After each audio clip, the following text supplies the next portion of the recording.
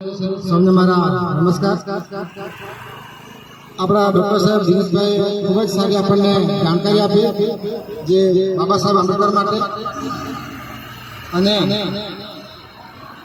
જે આજે આપણે દરેક રીતે જે સુખ સુખી રહ્યા છે તો આપણે માત્ર બાબા સાહેબના આભારી છે। શિક્ષણની શરૂઆત કરી અને શિક્ષણમાં પણ એમની 11 વર્ષના ઉંમરે એમને જે શિક્ષણ લેતો હતો ત્યાંથી એમને કાઢી મૂકવામાં આવેલા અને ત્યારે જે ખ્રિસ્તી મિશનરીઓ હતા એમની સંસ્થામાં જઈ એમણે અભ્યાસ કરેલો। એમણે અભ્યાસ કરી અને પોતે પણ પછી વિચાર્યું કે મારે આ દેશ માટે કંઈક કરવું છે તો એમણે આ શિક્ષણની શરૂઆત શિક્ષણની જ્યોત ત્યારે પ્રગટાવેલી અને ત્યારે એની સાથે એણે ખાસ વિચારેલું કે આ સમાજને જો જાગૃત કરવો હોય તો સ્ત્રીઓની ભૂમિકા ખૂબ જ મહત્વની છે કારણ કે સ્ત્રી બાળકો સાથે જોડાયેલી હોય સમાજ સાથે જોડાયેલી હોય તો એમણે